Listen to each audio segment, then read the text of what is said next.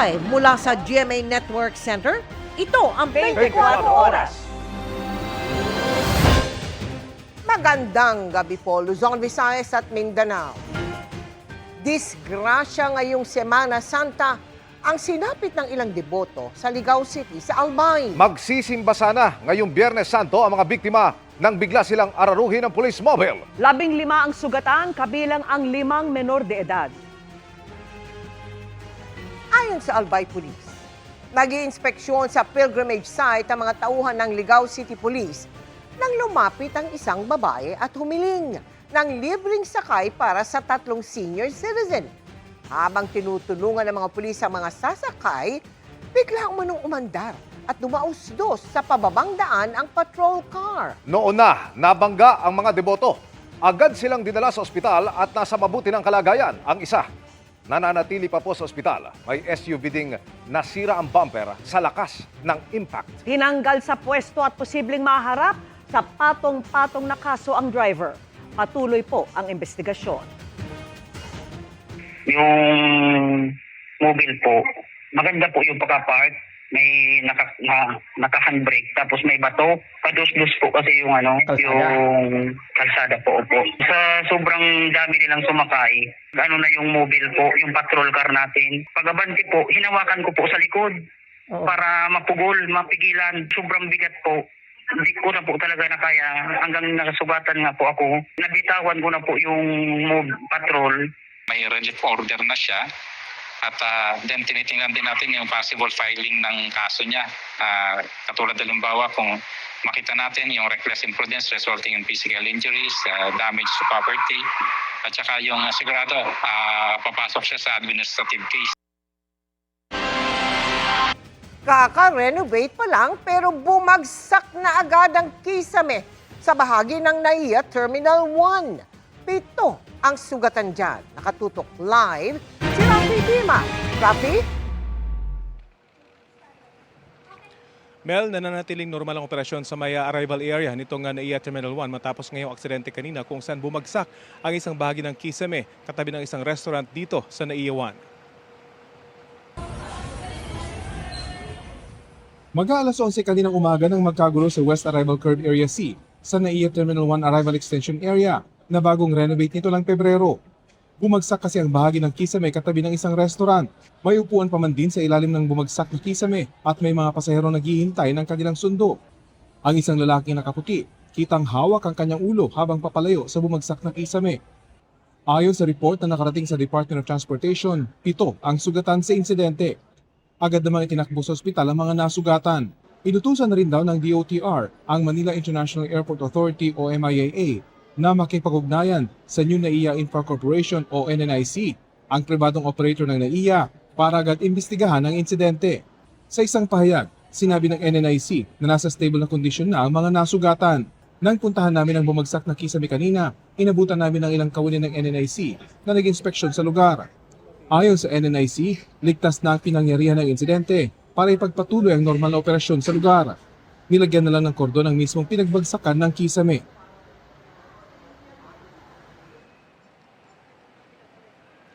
Tiniyak din Mel ng NNIC na patuloy silang magbibigay ng tulong sa mga naaksidente dito nga sa pagbagsak ng kisame kanina.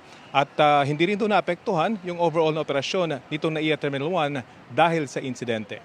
Yan ang latest muli dito sa NAIA 1. Mel? Maraming salamat sa iyo, Rafi Tima. Penitensya pa rin ang sasalubong sa mga motorista sa susunod na linggo. Asahan ng hanggang 21 pesos na taas presyo sa kada litro ng diesel. Magmamahal din ang gasolina. At nakatutok si Sandra Aguinaldo. Tuloy ang penitensya ng mga motorista sa susunod na linggo. Hanggang 21 pesos ang tinatayang dagdag presyo sa kada litro ng diesel sa round 5 ng malakiang taas singil sa Martes. Hanggang 7 pesos and 50 centavos naman sa gasolina. Ayon yan sa oil industry sources. Ibig sabihin, posible lang sumampa ng lagpas 170 pesos per liter ang diesel.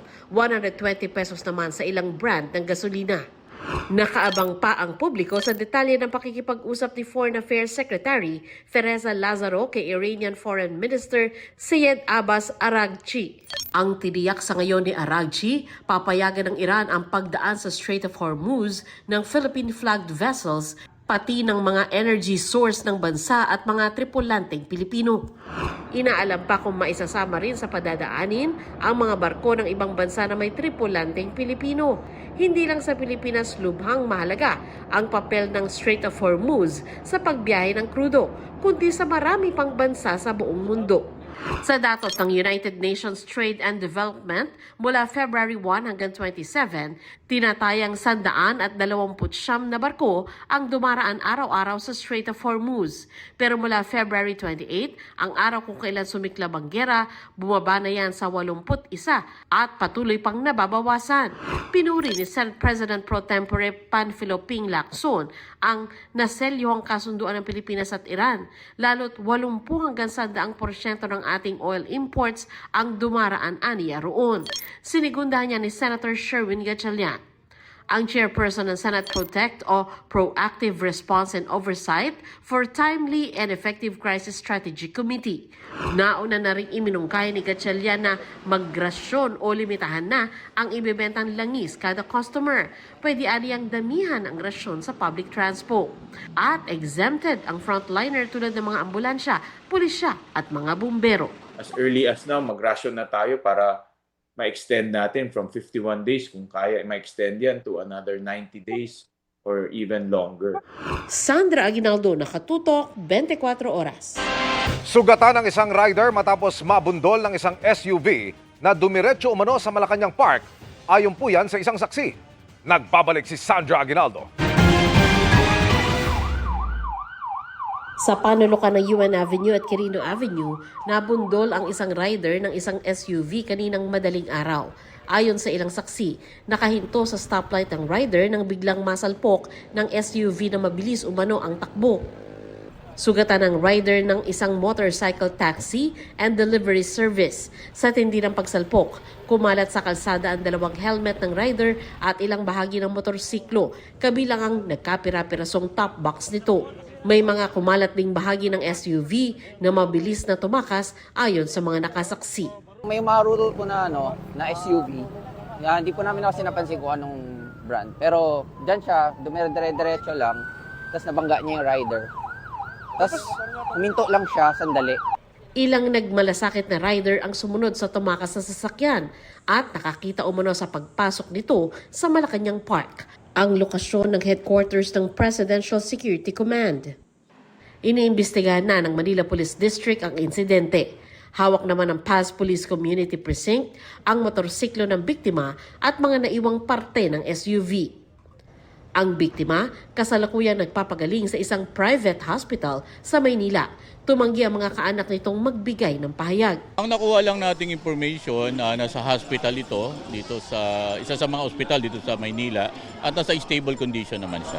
Nagpunta rin sa nasabi ospital ang ilang kinatawan ng PSC. Ayon sa isang opisyal na nakausap namin, naghatid sila ng assistance sa biktima pero wala silang opisyal na paliwanag tungkol sa insidente. Ang MPD nangako naman ng patas na investigasyon. Law applies to all. Hindi naman ito, wala naman pinapanigan kung sabi nga either kung miyembro ba yan ng kapulisan o miyembro ba yan ng AFP o ano pa man yan. Ang sa atin dito, kung meron tayong paglabag sa batas, dapat ka managot. Maharap siya sa possible na reklamo na reckless imprudence resulting in damage to property and physical injury. Sandra Aguinaldo, Nakatutok, 24 Oras.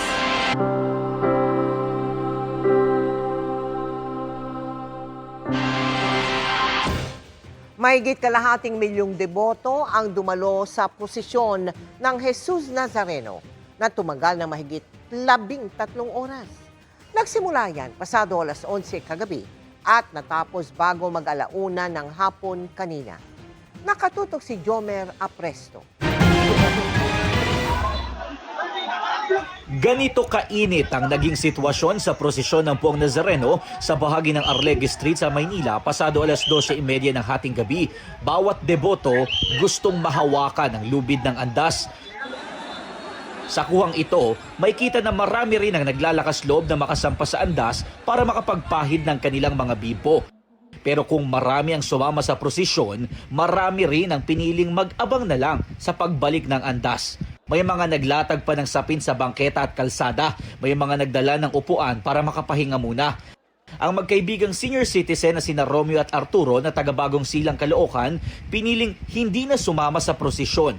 Mahigit 50 taon na raw deboto ang 73 years old na si Lolo Romeo. Siya raw ang humikayat sa 63 years old na si Lolo Arturo para maging deboto. Kahit na stroke at nagkaroon ng blood clot sa ulo, hindi ito hadlang para sa kanyang panata sa Nazareno.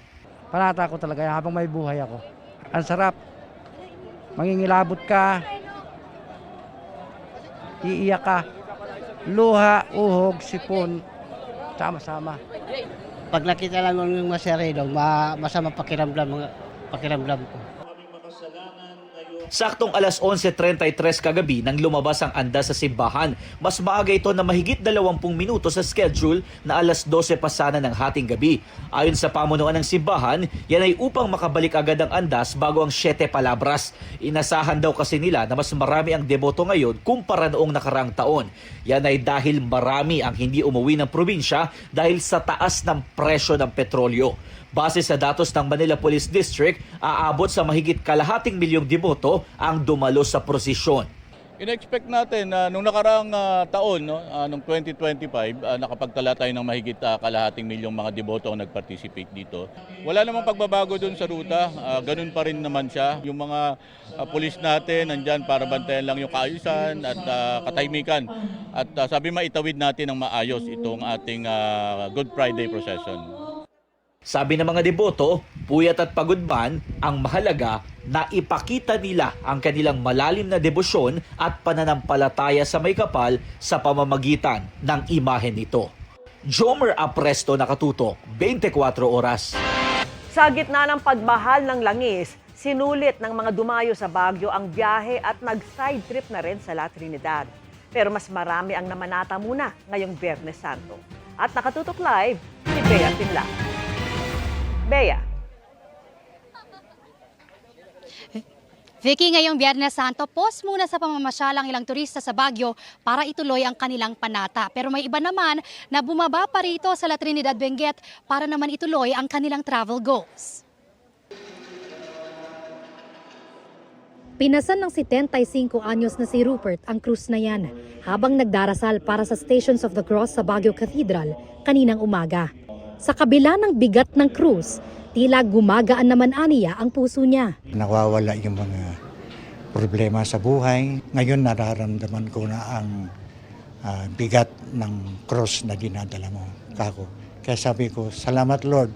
Gaya niya, marami pa rin ang nagtungo sa mga simbahan sa Baguio bilang panata ngayong mahal na araw. Lagi kong dinadasal, Lord kako, bigyan mo pa ako ng lakas ng loob, lakas ng katawan para mapagsilbihan kita. Every year yun. Hanggang buhay. Hanggang malakas. Every year. Hanggang buhay pa ako. Salamat sa mga tulong niya. Ang pamilya de Guzman, pahinga muna sa pamamasyal ngayong Biyernes Santo para magbisita iglesia kasama ang kanilang baby. Gusto pa rin namin bigyan ng importansya ang Panginoon. Siya pa rin naman kasi yung sentro ng relationship namin. Ang dami naming prayers na sinagot talaga ni Lord. And minsan lang kami sumobra pero never kami nagkulang. Yeah. Ito yung prayer. Ito yung sagot sa prayer.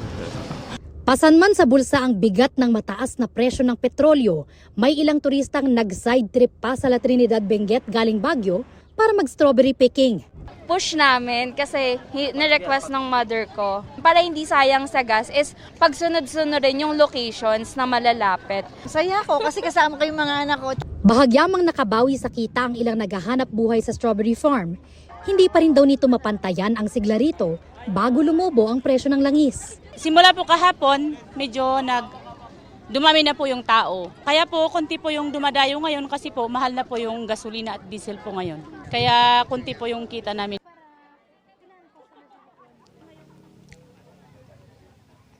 Vicky, kaninang hapon maalinsangan ang panahon dito sa La Trinidad, Benguet. Pero ngayon ay lumalamig-lamig na ang panahon. Samantala, pwede pong mag-strawberry picking dito simula alas 8 ng umaga. Yan ang latest mula rito sa La Trinidad, Benguet. Bea Pinlac, nakatutok 24 oras. Maraming salamat sa iyo, Bea Pinlac. Mga kapuso, hindi sinanto ng isang magnanakaw ang Huwebes Santo. Pero hindi siya inurungan ng may-ari ng niloobang bahay kaya nagkahabulan sila at nagkabarilan. Nahuli kamyan at nakatutok si John Consulta. Mag-aalas 7 ng umaga nitong Huwebes Santo nang magatakbo sa San Miguel, Bulacan ang isang lalaki nakaberde na may baril at tangay ng mga gamit. Nakikipagbarilan sa kanya habang humahabol ang isang lalaking nakapula. Ilang saglit pa, umatras ang humabol pabalik sa pinanggalingang bahay. Hindi nahagip ng CCTV pero nagtamo na pala siya ng tama sa dibdib at agad isinugod sa ospital. Si suspect ay pinasok siya doon sa loob ng bahay niya. Yung bahay kasi ay may tindahan sa gilid, no? And then doon siya tinutukan, then nanlaban tong si victim hanggang tumakbo siyang mabilis papunta ron sa kanyang sasakyan to get his firearms. Na nagbarilan silang dalawa nitong si suspect. Sa follow-up operation ng pulisya, nasukol ang suspect sa isang sementeryo sa lugar kung saan ito tumakbo at nagtangkang magtago. Less than 24 hours, we were able to arrest the suspect at nakuha rin natin yung baril na ginamit niya during the shooting incident. Sinisikap pa namin makuna ng pahayag ang suspect. Sa ngayon ay wala na sa panganib ang biktima. Positibo niyang kinilala ang suspect na kanyang nakabarilan kahapon. Natukoy ito bilang bagong laya sa kulungan. May mga information tayong na-receive na ito ay involved na rin sa mga robbery incident dyan sa Bulacan. Tingnan rin natin, baka dito sa nearby provinces, malapit kasi yan sa Nueva Ecija and Pampanga. So, yan yung mga bine-verify pa natin as of this time. John Consulta, nakatutok, 24 oras. Nakatagdang pagbutohan ng United Nations Security Council ang isang resolusyon para protektahan ang commercial shipping sa Strait of Hormuz na kontrolado ngayon ng Iran. Nakatutok si Ian Cruz.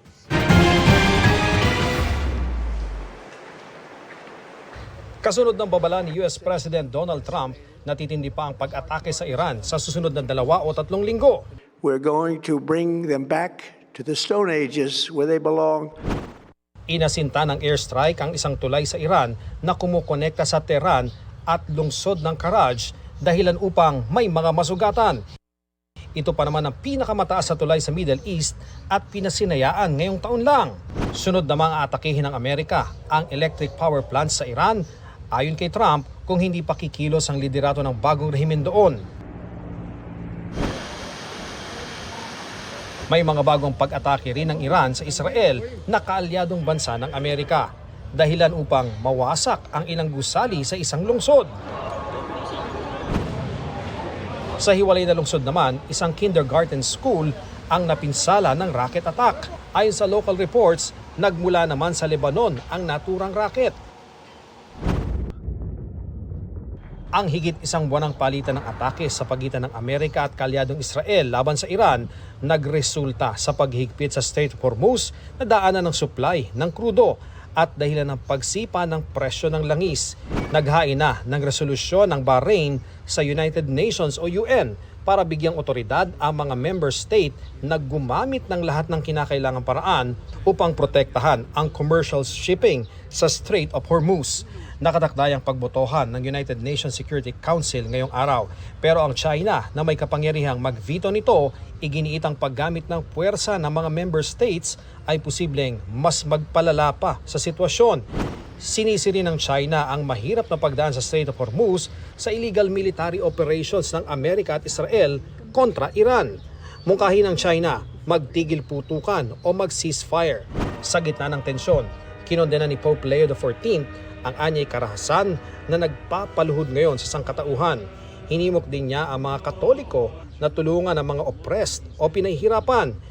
Sinabi niya yan sa misa sa Basilica of St. John Lateran kung saan isinagawa ang washing of the feet ng 12 pari.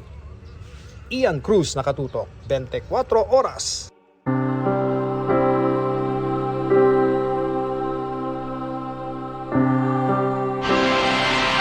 Dahil sa sobrang init, hinimatay ang ilang dumagsa sa Maleldo 2026, ang bersyon ng Senakulo sa San Fernando, Pampanga kung saan may literal na nagpapapako sa krus. Nakatutok si Chino Gaston.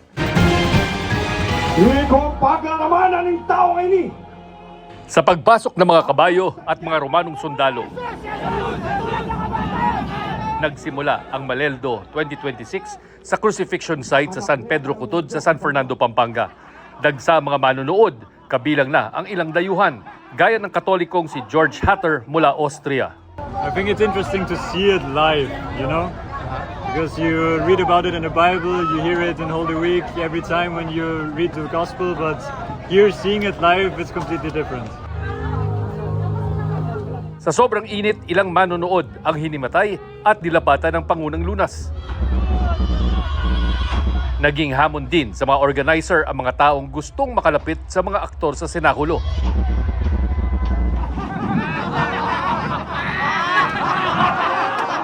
Pangunahing tampok sa Maleldo si Ruben Inahe na 37 taon nang ginagampanan ang papel bilang Hesukristo. Literal siyang ipinako sa isa sa 3 krus na natayo sa burol. Isang panatang kanyang sinimulang noong dekada 80 bilang pasasalamat sa pagaling mula sa aksidente sa trabaho. Taon-taon na lang sinasabi ni Ruben Inahe na magre-retiro na siya mula sa pagpapapako sa krus. Kaya ang tanong ng marami, ito na nga ba ang huling taon na pagganap niya bilang Hesukristo dito sa San Pedro Cutod sa San Fernando, Pampanga? Pagkatapos ng medical check-up at kaunting pahinga, humarap sa media sina Inahe at 2 napipisil na papalit sa kanya. Taon-taon, pinagdadasal ni Inahe ang kanyang kalusugan tuwing nasa krus. Pero kanina, iba raw ang kanyang ipinagdasal. Matigil na yung gira sa gitnang silangan po. Ayun po yung pinalangin ko sa taas ng krus. Kasi 3 lang yung naglalaban, buong mundo na ang nasasaktan. Isa na tayo doon. Sa kabila ng mataas na presyo ng langis at init ay maraming dumayo, bagay na ikinagulat ng mga organizer. In-expect din natin na magkakaroon po ng epekto yung pong krisis na nangyayari ngayon. No? Pero nakita nyo naman, marami pa rin po. No? Ang napagkasunduan po naming estimate at this time ng ating pong PNP, dito po sa site is more or less 8,000. Yung pong mga naging bisita po natin. 15,000 naman kung bibilangin ang nasa 4 na iba pang crucifixion site sa San Fernando. Chino Gaston, Nakatutok, 24 oras. Mga kapuso, matinding init o bigla ang pag-ulan sa ilang lugar ang dapat paghandaan hanggang sa matapos ang Semana Santa. Ngayong Biyernes Santo, pinakamainit sa Cotabato City na nakapagtala ng 41 degrees Celsius na heat index. May mga lugar din na may 40 degrees Celsius. Magpapatuloy ang maalinsangang panahon hanggang sa Black Saturday at Easter Sunday. Posibleng umabot sa 42 degrees Celsius. Ang mainit na panahon, dulot pa rin yan ng easterlies na pwede ring magdulot ng localized thunderstorms. Base sa datos ng Metro Weather, may tsansa ng ulan bukas ng hapon at gabi sa malaking bahagi ng Mindanao at ilang panig ng Palawan. Pagsapit ng Easter Sunday, maaliwalas sa halos buong bansa sa umaga pero bandang hapon, unti-unting tataas ang tsansa ng kalat-kalat na ulan sa Samar at Leyte Provinces, Cebu, Bohol, Negros Island Region, Zamboanga Peninsula, Northern Mindanao, Socsamgen, Caraga, Davao Region. Sa Metro Manila, maliit ang posibilidad ng ulan pero magdala pa rin ang payong kung may lakad sakaling magkaroon ng localized thunderstorms. Bawal muna mga party at ingay sa Boracay ngayong Biyernes Santo. Inilaan muna ng mga nagbabakasyon doon ang panahon para magnilay-nilay at mag-ayuno. Nakatutok doon live si Kim Salinas ng GMA Regional TV. Kim? Mel, daan-daang deboto ang nakibahagi sa taunang Via Crucis o Stations of the Cross dito sa Boracay ngayong Biyernes Santo.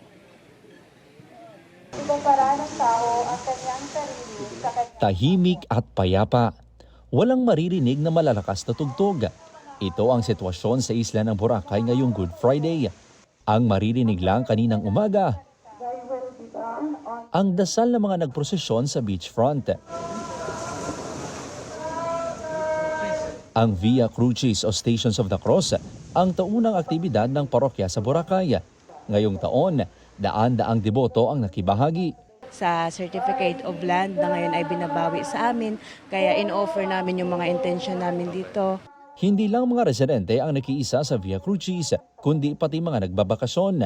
Tulad na lang ng grupo ni Thelma. Parang may misa, sabi kong ganun. Siyempre, Biyernes Santo, gusto namin ding magsimba, kaya sumama kami. Ayon sa Kura Paroko, mahigit 500 ang sumama sa Via Crucis ngayong taon. Hindi success yung hinahanap natin, kundi yung fruitfulness. No, maganda yung takbo ng Via Crucis, walang masyadong interruption, no? At maraming sumama. Bilang pag-obserba din sa Good Friday, kahit sagana sa pagkain sa Boracay, nag-ayuno at umiwas sa pagkain ng karne ang ilang turista. Simula kaninang alas 6 ng umaga, ipinagbawal na sa isla ang mga party at pagpapatugtog ng malakas. Tatagal yan hanggang alas 6 bukas ng umaga. Tonight po, more on kami, family dinner lang, to keep it solemn. Alam naman po natin ngayon na Holy Week, so bawal po talaga yung maingay.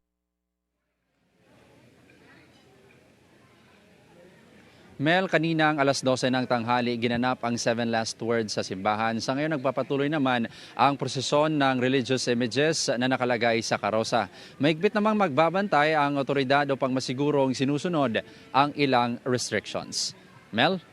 Maraming salamat sa iyo, Kim Salinas ng GMA Regional TV. Pinagpapaliwanag ng LTFRB ang taxi sa Cebu na sobra umunong naningil ng pasahe sa isang K-pop idol. nakatutok si Asina Imperial. 어쨌든 이제 300페소 정도 나온다는 걸 알고 있으니까 300보다 조금 넘게 부르면 일단 화내보자. Bago sumakay ng taxi, chinek na ni Tomorrow by Together o TXT member Choi Subin kung magkano ang pamasahe mula sa Mactan Cebu International Airport hanggang sa kanilang hotel. Ang lumabas daw na estimate, 300 pesos. Pero nang magtanong sila sa isang taxi driver, mas mataas ang singil nito. How much?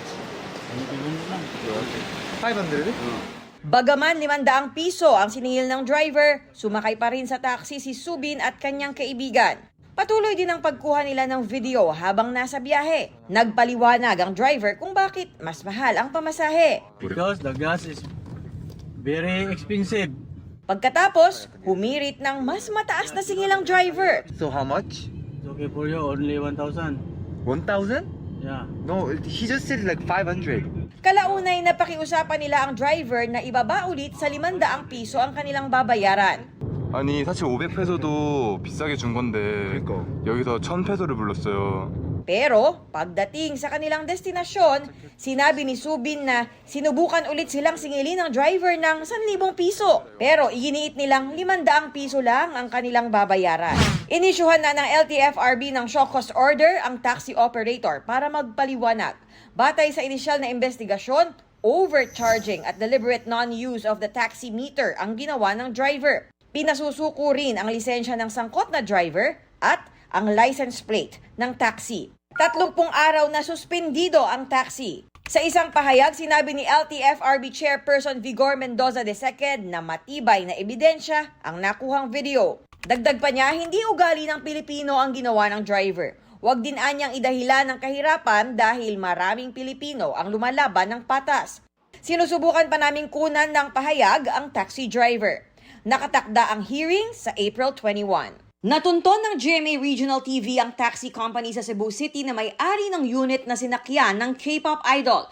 Ayon sa liaison officer nito, ikinalungkot nila ang insidente at magsasagawa ng sariling investigasyon. Ipatatawag ang driver para magpaliwanag. Tinutulungan din nila ang mga driver sa gitna ng pagmahal ng langis, tulad ng pagbaba ng renta at mas murang gasolina sa kanilang sariling dipo. Asina Imperial, nakatutok, 24 oras.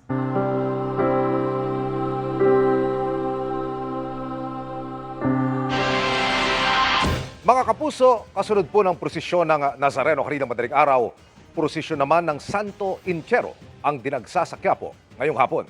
Nakatutok live si Mariz Zumal. Mariz! Emil, taimtim na ginunita ng mga Katoliko ang isa sa pinakabanal na araw sa buong taon, ang araw ng pagkamatay ng ating tagapagligtas na si Jesucristo ngayong Biyernes Santo. Napuno ang Quiapo Church ng mga nakinig sa mga nagbahagi ng 7 palabras o ang 7 last words ni Jesus. Taimtim lahat, lalo sa pagpaparangal sa banal na krus kung saan inalala ang pagkamatay ni Jesus. Yung krus kasi dati, di ba, ay simbolo ng pamamahiya. Ngunit ngayon, naging instrumento na ito ng awa ng Diyos para sa atin. Pagkatapos ay dinaos na ang paglilibing o prosesyon ng Santo Entierro. Inikot sa mga barangay na sakop ng parokya ang imahe ng patay na Kristo kasama ang Mater Dolorosa o inang nagdadalamhati at iba pang mga santo. Para sa akin po kasi is sobrang kulang na hindi ako makarating dito sa mahal na buwan ng Nazareno kasi ito po yung simbahan na nilapitan ko nung ilang beses akong mag-exam, ng board exam. Then that time, yung father-in-law ko is nasa hospital, pero hindi niya ako binigo. Ito po yung araw na inaano namin yung paghihirap niya hanggang sa pagkamatay niya. Parang sinasabuhay namin yung pag-alaala naganap sa kanya. Ganon din sa buhay namin. Si Nanay Delia nakikiisa sa sakripisyo ni Maria dahil sinaktan din daw ang anak niya kahit wala umanong kasalanan. Bakit ganun? Sabi ko ganun. Wala naman pong kasalanan yung anak ko. Bakit siya pa po yung ginawang ng mga tao? Yung kaaway niya, hindi ko nga po alam kung bakit naging kaaway niya. Sa Balutondo, isang grupo naman ng mga kalalakihan ang nagpenitensya papasok sa isang chapel. May iba hinahampas ang likod at isang nagbuhat pa ng krus. Emil, itong mahabang pila na nakikita mo sa Plaza Miranda ay bahagi o pila para sa Veneration of the Cross o paghalik sa krus ng Poong si Jesucristo. Samantala, patuloy naman yung paghihintay rito sa Plaza Miranda at sa paligid ng Quiapo Church ng mga deboto para sa pagbabalik ng Santo Entierro dito po sa simbahan. At pagkatapos po ng prosesyon ng Santo Entierro ay susundin na ang Magnum Silentium, Latin para sa Great Silence o panahon para sa pagninilay at pakikinig sa Panginoon. At yan ang pinakasariwang balita mula pa rin dito sa Quiapo Church. Balik sa iyo, Emil. Maraming salamat, Mariz Umali. Ultimo mga fire dancer ng Puerto Galera, iniinda ang taas presyo ng diesel. Pero todo pa rin ang kanilang mga pagtatanghal kagabi bago ang pagbabawal sa mga party roon ngayong Biyernes Santo. At nakatutok si Bam Alegre. Naglalagablab ng mga bolang apoy, paikot-ikot at iniitsa-itsa pa. Habang hawak ang mga ito, may tumatumbling pa ha. Ang mga fire dancer na ito ang bumungad sa nightlife ng Puerto Galera kagabi, Huwebes Santo. Pero maging mga fire dancer, umaaray sa presyo ng diesel na gamit nila sa kanilang exhibition. Apektado talaga po kami kasi ang gamit po namin is diesel kasi mas matagal siyang mamatay. Bagaman relax ang vibe ng mga turista, nananatiling naka-alerto ang mga otoridad sa seguridad. May police visibility sa White Beach. Nadoble po ang deployment po ng aming LGU personnel. Katulong din po namin ang tourist police. Actually po halos lahat ng tourist attractions. May palibreng concert din kagabi. Kinaumagahan ng Biyernes Santo, tahimik na sa beach. May direktiba kasi ang lokal na pamahalaan na bawal ang malalakas na sounds ngayong araw. Pwede mag-relax, pwede mag-unwind, pwede pakinggan ang tunog ng mga alon. Pero bawal mag-ingay dito ngayon sa Puerto Galera ngayong Biyernes Santo bilang paggunita sa mahal na araw. Sa tala ng lokal na pamahalaan, nasa mahigit 12,000 na ang mga turista na bumisita rito mula noong Holy Monday. 7,000 ang dumating kahapon, Monday, Thursday, at ngayon inaasahan na 3,000 turista pa ang hahabol. Ang matahimik na aura ng Puerto Galera ngayon ang nakaakit sa barkada nila Angelica para magbakasyon dito.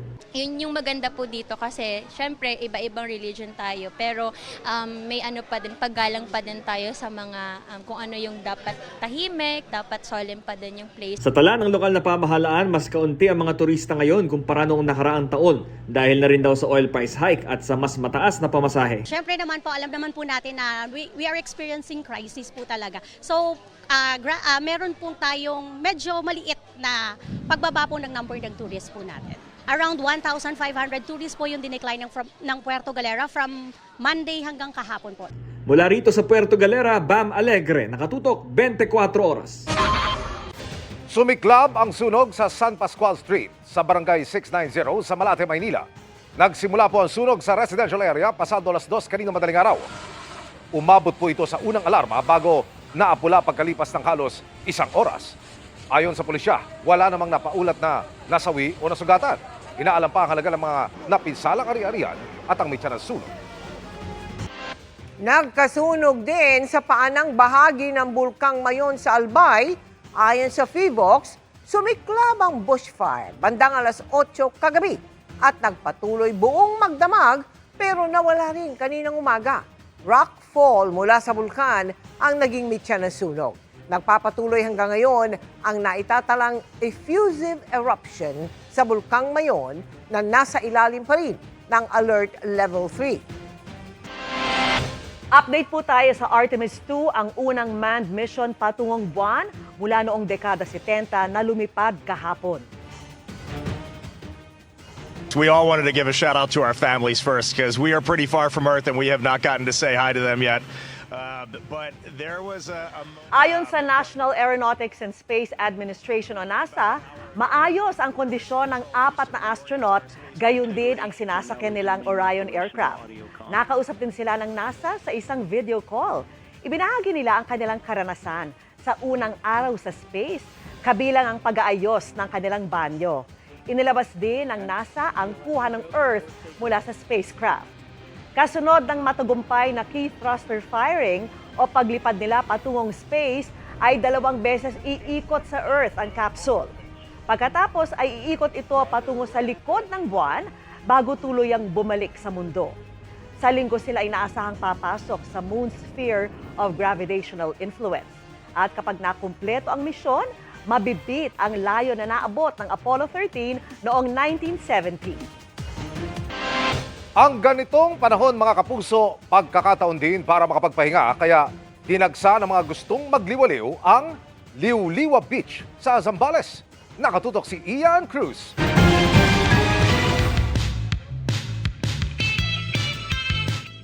Kung beach destination lang ang usapan, isa sa literal na dinarayo ang Liuliwa Beach sa San Felipe, Zambales. Ayon sa kanilang Resorts Association, mula pa Miyerkules Santo ay wala nang pati ng dating ng mga tao.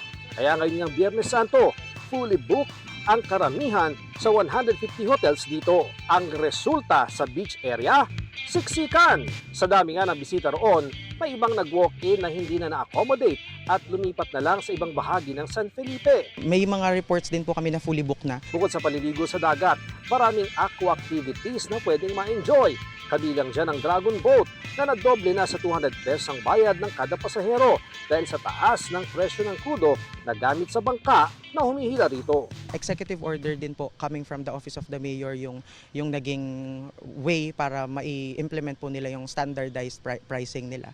So okay naman din po sa side ni LGU na ginawa nila yon para makahabol din po sila doon sa magiging kakulangan if ever para matuloy nila yung operations. Patok din dito ang ATV na nasa 500 pesos kada 30 minutes na paggamit. Kapansin-pansin namang maraming millennials at Gen Z na guest ang mga resort dito. Bukod kasi sa maganda at malinis sa tanawin, lalo't tad-tad ng Aguho Tree o Beach Pine ng Liuliwa Beach.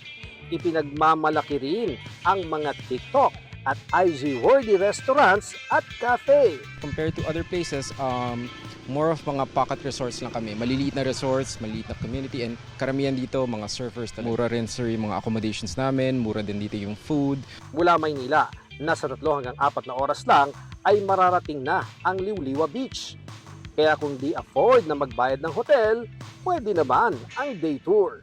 Dagsa ang mga tao dito sa Liuliwa Beach ngayong Biyernes Santo at sa tansya ng kanilang Municipal Tourism Officer, aabot pa hanggang Linggo ng Pagkabuhay ang pagdagsa ng mga tao. Mula rito sa San Felipe, Zambales, Ian Cruz, nakatutok, 24 oras. Sa mga kapusong nagbabakasyon ngayon, doble ingat at iwasan uminom ng alak, lalo kung swimming ang inyong lakad. Sa Bana sa Ilocos Norte, isang lalaki ang nalunod habang naliligo sa ilog. Sa investigasyon, nagpunta ng ilog ang 34 na taong gulang na lalaki kasama ang kanyang mga pinsan para mag-picnic at mag-inuman. Naligo raw sa ilog ang biktima pero matapos ang 1 oras, napansin na nilang hindi na umahon ang biktima. Aabot sa 1.5 million pesos na halaga ng kush o high-grade marijuana ang nasabat sa Antipolo, Rizal. Sa sanib-puwersang buy-bust operation ng PIDEA at PNP, nasa kote ang dalawang big-time umanong tulak ng ilegal na droga. Nabawi mula sa kanila ang 50 gramo ng kush, mga marijuana plant at mga buto, pati na drug paraphernalia at pera. Maharap sila sa reklamong paglabag sa Comprehensive Dangerous Drugs Act of 2002. Nilinaw ni 8th Division World Champion Manny Pacquiao na totoong laban ang boxing match nila ni Floyd Mayweather sa Setyembre. Yan ay matapos sabihin ni Mayweather na exhibition lang ang kanilang laban. Git ni Pacquiao, simula pa lang ay intensyon na nilang ibigay sa fans ang gusto nilang makita. Isang high-level, competitive, sanctioned fight. Ang pinirmahan din daw nilang kontrata ay para sa professional boxing match sa kanila na raw pinaghahandaan. Ibig sabihin, kung matalo si Mayweather ay mabubura ang kanyang zero-loss record. Nasa Amerika ngayon si Pacquiao para suportahan ang anak niyang si Jimwell sa laban nito sa isang American boxer. The contract we signed is a real fight. I want to fight an exhibition. That's that's the contract that he signed. I mean, he has to remember that. Mga kapuso, milyong-milyong deboto ang nakiisa sa taunang alay lakad sa Antipolo Cathedral.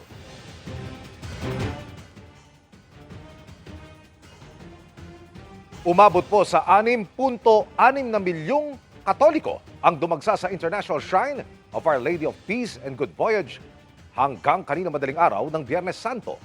Mas mataas ito kumpara noong nakaraang taon na 5.1 million na mga deboto. Ayon sa pulisya, may 9 na nawalan ng ilang kagamitan gaya po ng cellphone at wallet. Sa kabila niyan, maituturing pa rin na mapayapa ang alay lakad sa pangkalahatan.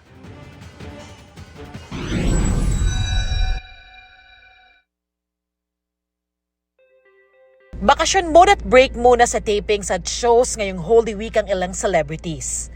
Si Asia's Limitless star Julian San Jose kasama ang pamilya na gumala sa ilang tourist spots sa Sapa, Vietnam. Hindi rin nila pinalampas ang masasarap na pagkain at amusement parks. With friends naman ang gala sa Vietnam ni Sparkle star Charlie Fleming na in-enjoy ang magagandang tanawin. Si PBB Celebrity Collab Edition 2.0 Kapuso Big Winner Caprice Cayetano naman nag-share ng aesthetic photos sa kanyang quick escape sa Bangkok, Thailand. Sa Japan naman ngayon, sina Kapuso Primetime King Ding Dong Dantes at Kapuso Primetime Queen Marian Rivera. Darlene Kai, Nakatutok, 24 Oras.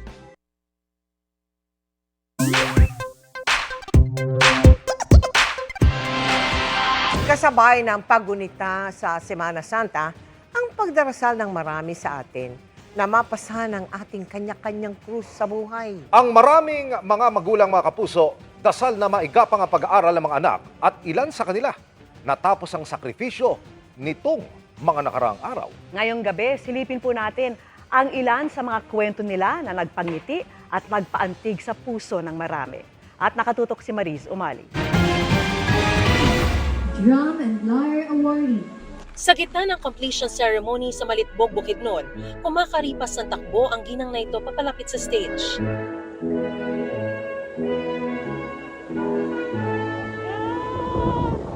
Nakahabol siya at sakto sa pag-abot ng medalya para sa kanyang anak. Kwento ni Enna na isang OFW sa Hong Kong, galing pa siya sa malayong syudad para asikasuhin ang bunsong anak. Nakaka-discharge lang sa ospital.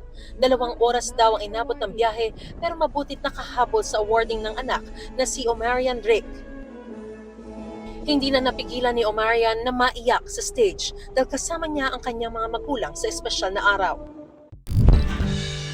Sa North Dalurong sa Bukidnon din, hindi lang mga estudyante ang binigyang pagkilala.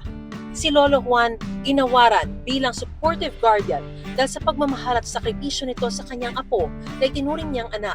Wala nang asawa si Lolo Juan at ang kasama lang niya sa bahay ay ang apo at ina ng apo na may kapansanan. Sa kabila ng edad, araw-araw umano niyang hatid sundo ang apo sa paaralan. Kakaiba naman ang naging eksena ng awarding para sa mag-amang sina Tatay Crisanto at anak na si Francisca. Ang ordinaryo kasing araw ng paghahanap buhay ni Tatay sa bus terminal, napuno ng abot-tengang ngiti. Dinala kasi ng anak ang kanyang medalya at isinabit sa ama.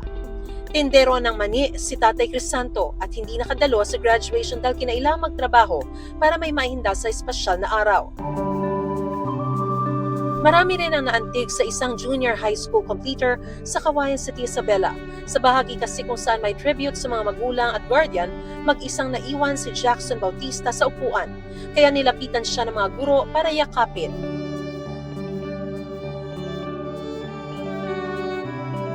Kwento na uploader ng video, walang kasama si Jackson at ang barangay kagawad lang ang sumama sa kanya sa stage. Ayon naman sa kanyang kapatid, wala na ang kanilang ama at may sakit ang kanilang nanay. Congratulations, Batch 2026! Mariz Umali, Nakatutok, 24 Oras.